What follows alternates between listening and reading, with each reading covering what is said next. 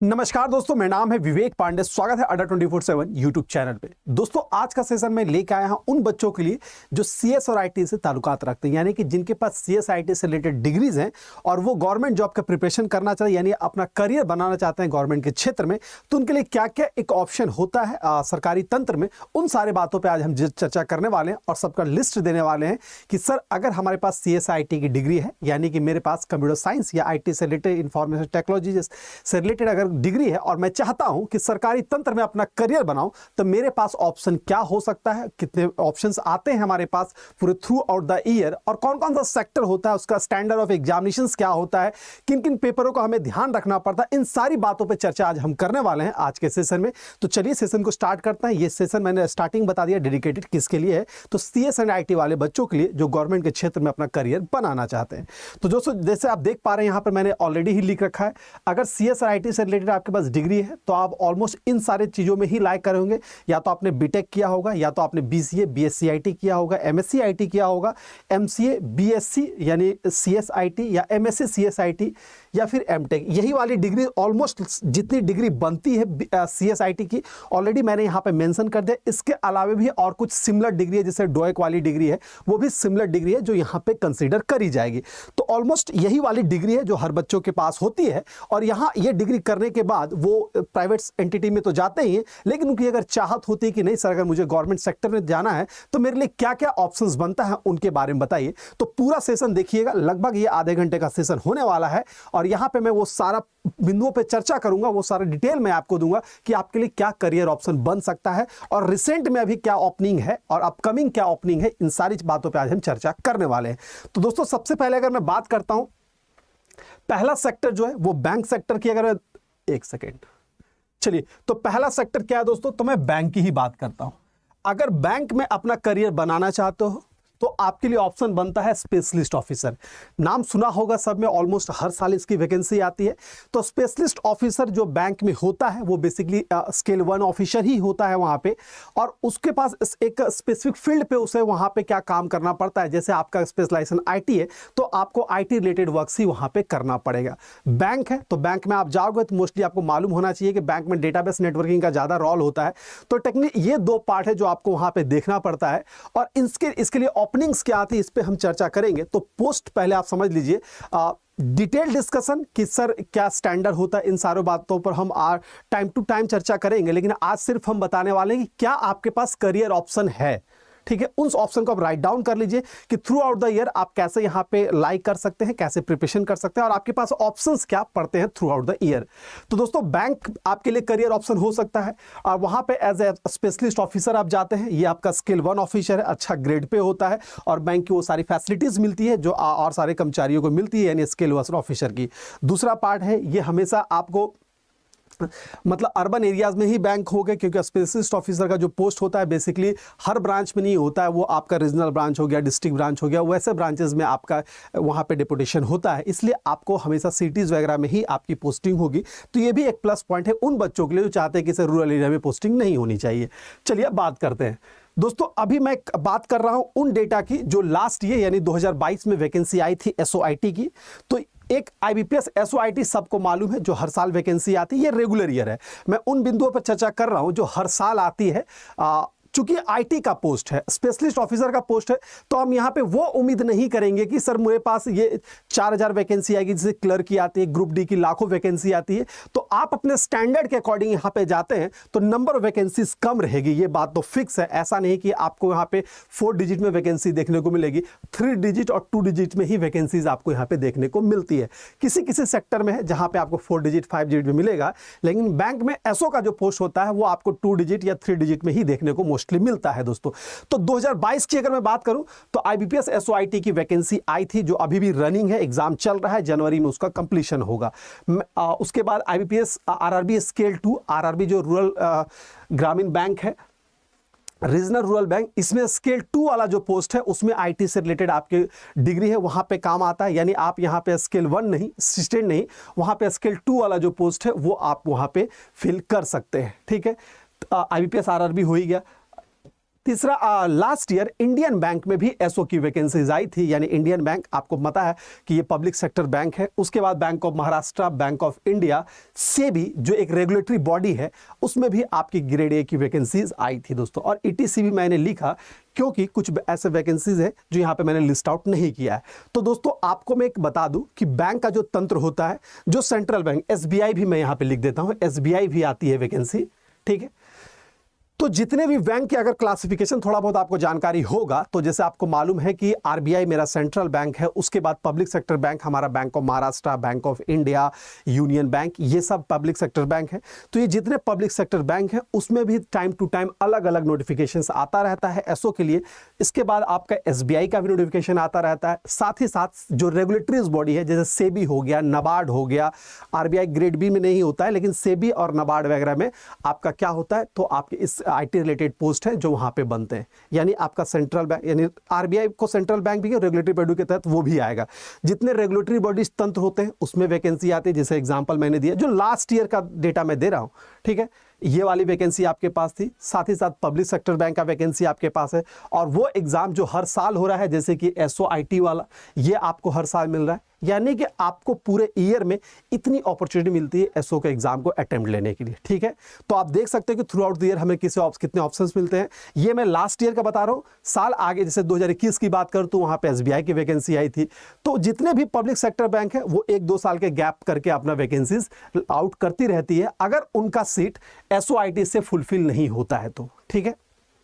पहला क्लियर हो गया कि यस सर, पहला ऑप्शन है बैंक में एज अ स्पेशलिस्ट ऑफिसर हम वहां पे रिक्रूट हो सकते हैं, और ये सारे करियर ऑप्शंस होते हैं। थ्रू आउट द ईयर यहाँ पे वैकेंसीज आती रहती है।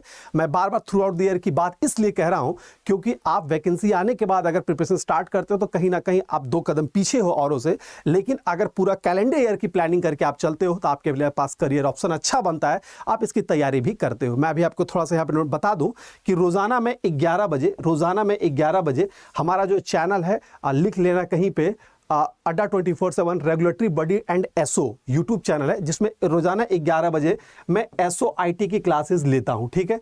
अभी चूंकि SEBI grade A recently expected है तो अभी इसकी क्लास ले रहा हूं। आईबीपीएस का जब एक्सपेक्टेड हो जाएगा तो उसकी क्लास लूंगा। तो टाइम टू टाइम जिसकी वैकेंसी करंट रहती है वो इस यूट्यूब चैनल पर भी क्लासेस आपको रनिंग मिल जाती है, ठीक है। ये बैंक के बारे में बात कर रहा हूं फिलहाल, ठीक है।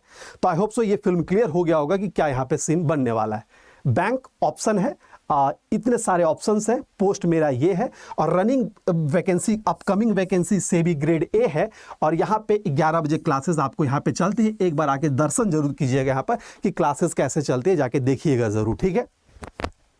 दूसरा अगर मैं बात करता हूँ, दूसरा जो प्रोफाइल बनता है टीचिंग जॉब बनता है, ठीक है।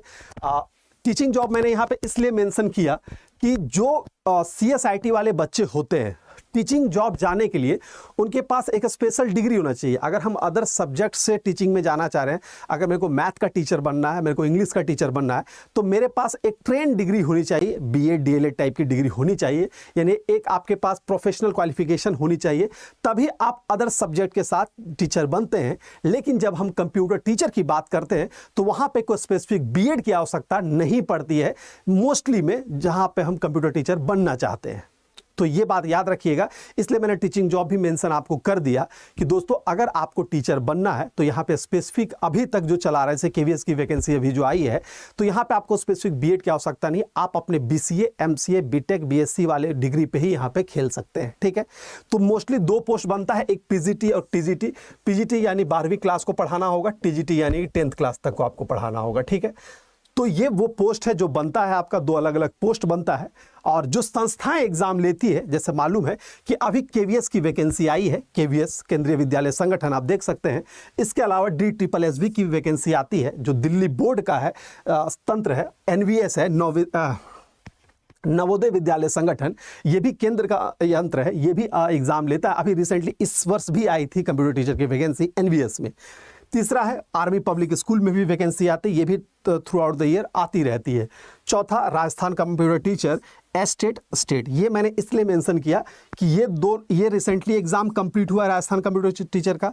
एस्टेट अभी भी लाइव है वैकेंसी कंप्यूटर टीचर का, ठीक है। और अदर स्टेट कहने का मतलब है कि जितने भी हमारे राज्य हैं, हर राज्य में अलग अलग तरीके से कंप्यूटर टीचर की बहाली होती है, सब में कई क्षेत्रीयता को विशेषता दी जाती है। तो मोस्टली जो राज्य स्तर पे जो वैकेंसीज आती है, तो वहां पे उस राज्य के जो बच्चे होते हैं उनको अलग से प्रेफरेंस मिलता है, किसी भी स्टेट की अगर मैं बात करता हूं, ठीक है। जैसे बिहार में कुछ दिन पहले टीचर की नियुक्ति हुई, अभी राजस्थान में टीचर की नियुक्ति हुई, हरियाणा में अभी अपकमिंग है नियुक्ति। इसी तरह अलग अलग स्टेट में भी वहाँ के जो एजुकेशन बोर्ड है वो भी समय दर समय हमारा क्या करता है, नियुक्ति की जो नोटिफिकेशन है वो आउट करते रहती है और नियुक्तियाँ करती रहती है। ये वो लिस्ट मैंने बनाया कि जो अभी अभी लाइव है, बेसिकली केवीएस लाइव है, अभी एस्टेट अभी हमारा लाइव है, ठीक है। तो ये वाला सेक्टर भी आपके लिए अट्रैक्टिव होता है। सैलरी पे स्केल भी इसका अच्छा खासा ही होता है। तो पे स्केल पे बाद में बात करेंगे, पहले हम क्रैक तो कर लें।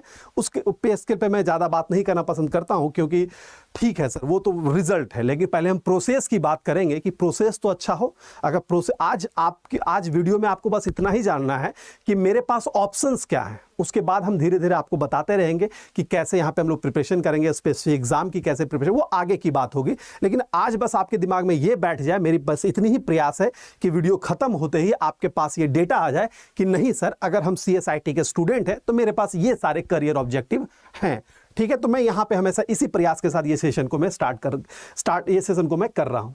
चलिए, तीसरा जॉब जो आता है दोस्तों, आपको मालूम है कि आपका नीलिट में भी वैकेंसी आती है साइंटिस्ट की, जो लास्ट ईयर भी आया था और ये आती रहती है, ठीक है। मिनिस्ट्री ऑफ कम्युनिकेशन के तहत ये संस्था आती है, मिनिस्ट्री ऑफ कम्युनिकेशन के तहत ये संस्था आती है और यहाँ पे साइंटिस्ट का पोस्ट जो लास्ट ईयर भी आया था और ये आती रहती है। नंबर ऑफ वैकेंसी बहुत ज़्यादा एक्सपेक्ट नहीं करें आप, ठीक है। नंबर ऑफ वैकेंसी हमेशा 2 डिजिट या 3 डिजिट में ही रहेगा।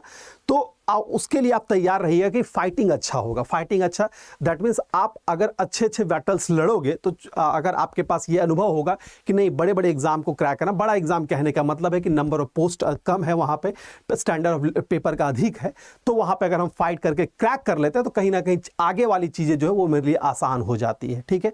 तो यही यहाँ पे कहना चाहूँगा मैं कि दोस्तों, आपका नीलिट भी आपके पास एक संस्था है जो साइंटिस्ट का पोस्ट लेता है, ये मालूम भी होगा CSIT वाला, और यहाँ पे यही BTech BSc MCA वाला डिग्री वाला ही यहाँ पे एलिजिबल होता है। कहीं कहीं BCA नहीं होता है, कहीं कहीं MCA होता है। ये हम हर वैकेंसी का अलग अलग क्राइटेरिया है, वो हम जब वो पर्टिकुलर स्पेसिफिक वैकेंसी पे बात करेंगे तब चर्चा करेंगे।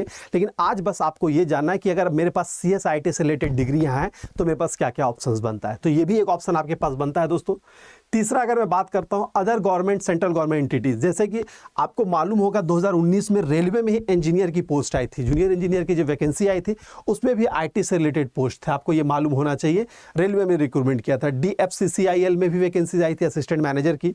इसरो में आती है, DRDO भी अभी रिसेंटली वैकेंसी आई थी DRDO में, ETC। तो इसके अलावा मतलब ये मैं इसलिए ETC में लिख देता हूँ कि सेंट्रल गवर्नमेंट के बहुत सारे एंटिटीज ऐसी एंटिटीज है जो भी समय दर समय, ऐसा नहीं कहूंगा कि हर वर्ष आती है, लेकिन ये एंटिटीज ऐसा है कि साल 2 साल में यहाँ नोटिफिकेशन आता रहता है और ये मेरे लिए एक अच्छा ऑप्शन बन जाता है एक एग्जाम को क्रैक करने के लिए और सेंट्रल गवर्नमेंट में ज्वाइन करने के लिए। तो सेंट्रल बैंक तो है ही मेरे पास जो थ्रू आउट द ईयर आ रहा है, टीचिंग जॉब है ये। और तीसरा मेरे पास ऑप्शन आ जाता है सेंट्रल गवर्नमेंट की एंटिटीज, जिसमें वो इससे पहले नीलिट के बारे में बताया था, उसके बाद मैं बता रहा हूँ ये सब railways, DFL, ISRO, DRDO, ETC। Paper standard सबका अलग अलग होता है। कुछ कुछ ऐसे एग्जामिनेशन होते हैं सेंट्रल एंटिटी में, कुछ कुछ ऐसे एग्जाम होते हैं जिसमें गेट का स्कोर की रिक्वायरमेंट होती है। तो मैं वहाँ वो चर्चा मैं यहाँ पे नहीं कर रहा हूँ, मैं वो कर रहा हूँ जो जनरली हम अप्लाई कर सकते हैं। जैसे नीलिट का वैकेंसी मैंने बात करी तो वो आप अप्लाई कर सकते हैं, आपके पास गेट का स्कोर नहीं है फिर भी, ठीक है।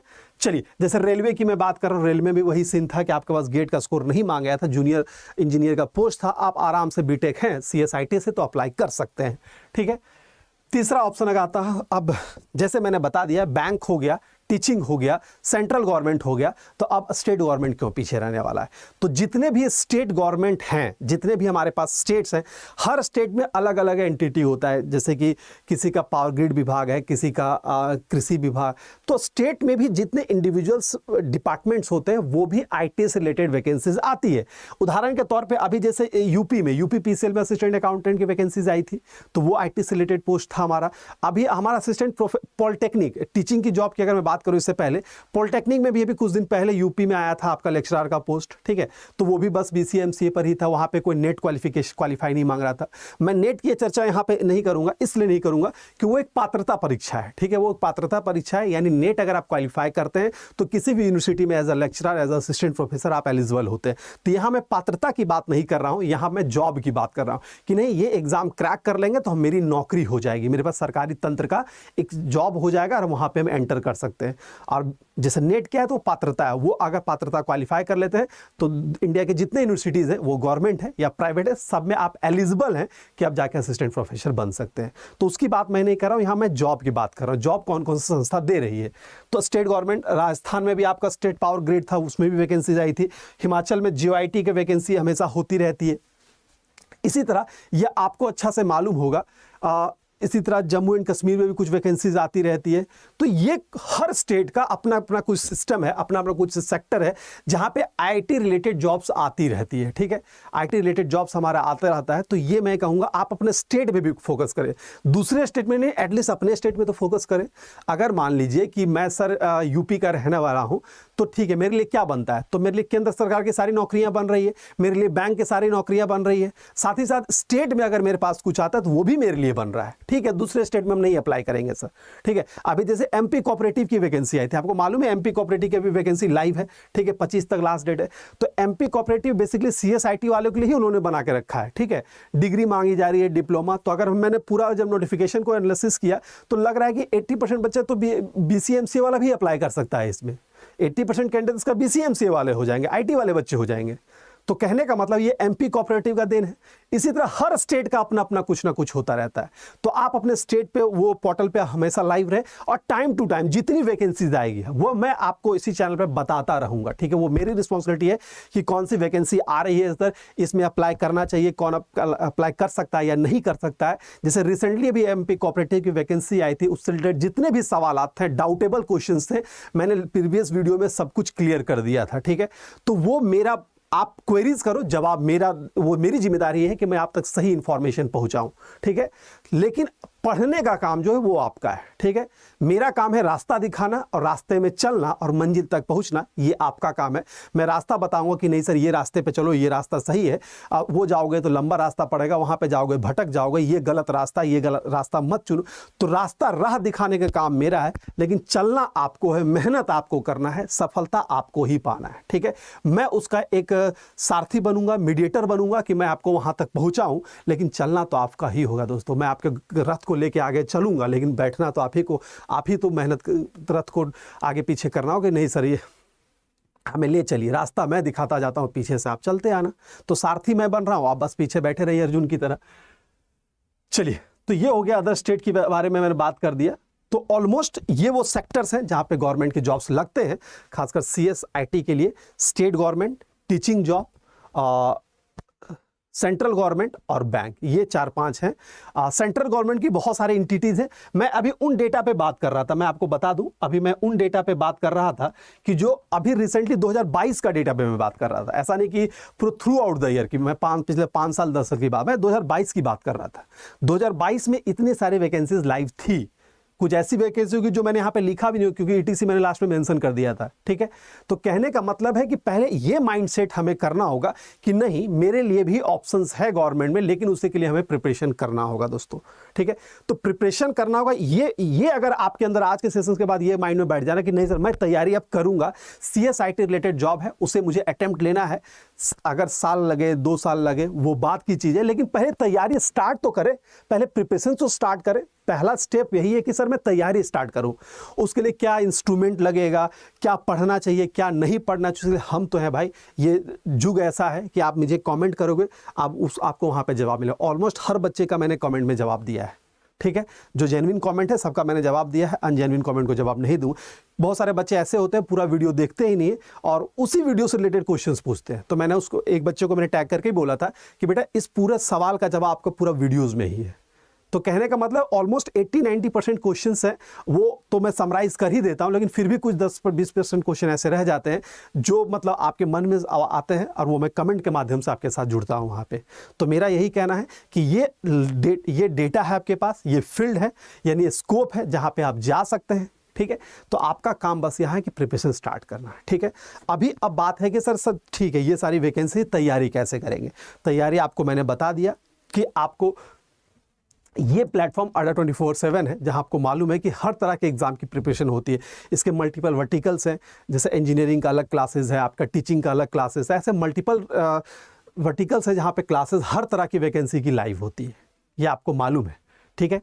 तो कहने का मतलब ये आपका सॉल्यूशन है जहां पे आपका सिलेक्शन होने वाला, ये जहां पे आपको इसके पूरे इंस्ट्रूमेंट यानी पूरे रिसोर्स आपको मिलने वाला है, वो है ये वाला प्लेटफॉर्म, ठीक है। अभी छोटा सा एग्जांपल देता हूं कि सर इस प्लेटफॉर्म से जुड़ना कैसा है। अभी एक छोटा सा मैं आपको बता दूं, जैसे कि अभी आपको मालूम होना चाहिए कि रिसेंटली, अब एक छोटा सा एग्जाम्पल ये दूंगा कि सर अभी तो KVS की एक वैकेंसी आई है। आपको मालूम है कि अभी KVS की वैकेंसी आई है, बच्चे सर्च भी कर रहे हैं। तो दोस्तों ये है ये मेरा पोर्टल है, आपके मोबाइल में ये एप्लीकेशन डाउनलोड कर लो, क्योंकि टाइम टू टाइम इसका नोटिफिकेशंस आपको हमारे माध्यम से वहां पे पहुंचाया जाएगा। तो अभी जो रिसेंट जो लाइव वैकेंसी है, जिससे मैंने अभी उतना सारा ऑप्शंस बताया, उसमें अभी लाइव वैकेंसी कौन सा है दोस्तों, तो आपको मालूम है कि अभी लाइव वैकेंसी टीचिंग के तहत आया है, KVS के तहत, KVS में आपको आया है। KVS में भी वैकेंसी है, आप ये देख सकते हैं। यानी कि आपको टीचिंग वाले कैटेगरी में जाना है, आप यहाँ पे जुड़ सकते हैं, बहुत बड़ा यहाँ पे नहीं है। KVS PGT की वैकेंसी है मानते हैं, तो KVS PGT में देखो इतने सारे कोर्सेज हैं। इस कोर्सेज में आपको क्लासेस मिलती है, टेस्ट सीरीज मिलता है, आपको जितने भी रिक्वायरमेंट है, आपको डाउटेबल सेशंस मिलता है, ये सब आपको इस ऐप के माध्यम पे सब कुछ यहाँ पे प्रोवाइड की जाती है। तो ये सारे कोर्सेज जो हैं अलग अलग सबके खासियतें हैं, अलग अलग सबके नीड है, अलग अलग नीड को फुलफिल करता है, तो उस हिसाब से इसको हम लोग डिज़ाइन करते हैं। उदाहरण के तौर पर मैं एग्जाम्पल दूंगा, जैसे एक हम लोगों ने बनाया है टीचिंग का महापैक। तो वो बच्चे जिनको लग रहा है कि नहीं सर मुझे बैंक का नहीं, मुझे टीचिंग पे ही काम करना, मैं एग्जांपल दे रहा हूं। जिन बच्चे को लगेगा कि नहीं सर मुझे बैंक में ही सारे एग्जाम को टैकल करना है, ठीक है, तो एक छोटा सा एग्जांपल मैं टीचिंग का महापैक पे कर रहा हूं। दोस्तों जिस बच्चे के दिमाग में ये है कि सर नहीं मुझे टीचिंग में KVS MBS वाला एग्जाम देना है, तो हम क्या करें, तो आप टीचिंग के महापैक के साथ आ जाइए। जिनको बैंक का लग रहा है वो बैंक के महापैक के साथ आ जाइए। तो ये मल्टीपल ये चॉइसेस आपकी है, ये चॉइसेस आपकी कि आपको क्या करना है। रास्ता दिखाना, मैं बार बार कह रहा हूं, रास्ता दिखाना का काम मेरा है, जाना आपका होगा, ठीक है। तो उदाहरण के तौर पर अभी जैसे मैं बात करता हूँ, ये आपका टीचिंग का कोर्स है यहाँ पर, ठीक है, टीचिंग का कोर्स है। आप जुड़ कैसे सकते हैं, तो जाइएगा इस प्ले स्टोर पे, जो भी कोर्स आपको समझ में आ रहा है कि नहीं मेरे लिए ये है, ठीक है, जो आपके लिए है वहाँ पे, और वहाँ पे जाइएगा, आपको यहाँ पे व्यू ऑफर पे टैकल करना है। और ये कोर्स दिख रहा है आपको, 12 मंथ की वैलिडिटी है, टीचिंग का महापैक, यानी हर टीचिंग का एग्जाम जितना भी होगा, वो KVS हो सकता है, वो DSSS भी होगा, वो MBS, वो पूरा 1 साल तक जितनी भी क्लासेज होगी सब आपको यहाँ पे आपको मिलता रहेगा। और ऐसे वो बच्चे जिनको सिर्फ KVS पे ही फोकस करना है, वो KVS का बैच लें। जिनको लग रहा है नहीं सर KVS के साथ DSSS भी, एस्टेट का भी हमें अटेम्प्ट लेंगे, क्योंकि अभी KVS और एस्टेट दोनों लाइव है, ठीक है। तो ये चॉइसेस आपकी है कि आपको किसके पास जाना है, ऑप्शंस में देने का काम मेरा है। तो एक छोटा सा एग्जांपल मैं दे रहा हूं कि दोस्तों अगर आपको लग रहा है कि नहीं मैं KVS और एस्टेट दोनों कवर करूंगा, तो आपको KVS का महापैक के साथ जाना चाहिए। और आपको वहां पे देख पा रहे हो कि कोर्स है 15,499, ठीक है। तो आप यहाँ पे कुछ नहीं करना है दोस्तों, आप यहाँ पे एक कूपन कोड अप्लाई करना है, Y706 जैसे कूपन कोड अप्लाई करोगे, ये पूरा 1 साल का टीचिंग का महापैक आपको मिल जा रहा है 3,564 रुपया में, ठीक है। तो ये आप देख सकते हो कि ये कोर्सेस में आपको डिस्काउंट मिल जाता है जब हम इस कूपन कोड की बात करते हैं। तो एक सेकेंड, चलिए, तो वो मैंने आपको बता दिया कि कैसे जुड़ना है, ठीक है, कैसे जुड़ना है ये मैंने आपको बता दिया। तो दोस्तों ये मैंने एग्जांपल दिया टीचिंग वाला कोर्स का कि ऐसे जुड़ सकते हैं। इसी तरह बैंकिंग का, अगर आपको लग रहा है सिर्फ बैंकिंग हमको स्पेशलिस्ट का देना है, आपको लग रहा है सिर्फ इंजीनियरिंग का हमको स्पेशलिस्ट देना है, तो वो आपके चॉइस है। मैंने एक डेमो करके दिखाया कि सर आप ऐसे जुड़ सकते हैं। और मैं आपको बता दूं, किसी भी कोर्स में इनरोल करने के लिए आप इस कूपन कोड का इस्तेमाल करके वहां पे एक अच्छा खासा आपको वहां पे रिबेट मिल जाता है। तो Y706 कूपन कोड का इस्तेमाल करके आप प्ले स्टोर में जाके कोर्स में इनरोल करें और कोर्सेज को वहां पे स्टार्ट करें। तो ये ऑप्शंस आपके पास बनता है, तो आप यहाँ पे जुड़ सकते हैं। कहाँ जाना है, किस रास्ते में, ये निर्णय आपका होगा। मैंने सारे ऑप्शंस आपके पास खोल के रख दिए कि थ्रू आउट द ईयर ये वैकेंसीज आती है। तो मैं उम्मीद करता हूँ कि इस राह के माध्यम से हम लोग आगे बढ़ेंगे और प्रिपरेशन अपना स्टार्ट करेंगे, ठीक है। कैसा करना है प्रिपरेशन, ये वो हम बताते जाएंगे और करना आपको है। तो जस्ट स्टार्ट हो जाइए, 2023 आने वाला है, ये सारे स्कोप हैं जो आपको यहाँ पर बताया जा रहा है। तो आप वहाँ पे लाइव हो जाइए और चीज़ों को स्टार्ट कर दीजिए प्रिपरेशन को, ठीक है। तो चलिए अभी के लिए इतना ही रखते हैं, फिर मैं अगला सेशन लेकर आऊँ कुछ और चीज़ों पे। कैसा लगा ये सेशन और आपकी और क्या रिक्वायरमेंट है वो भी मुझे ज़रूर बताइए कमेंट बॉक्स में। तो मैं उम्मीद करता हूँ कि फिर हम अगली मुलाकात होगी कुछ नए पॉइंट्स के साथ। तो अभी के लिए इतना ही, फिर मिलते हैं अगले सेशन में। तब तक good luck, goodbye and take care.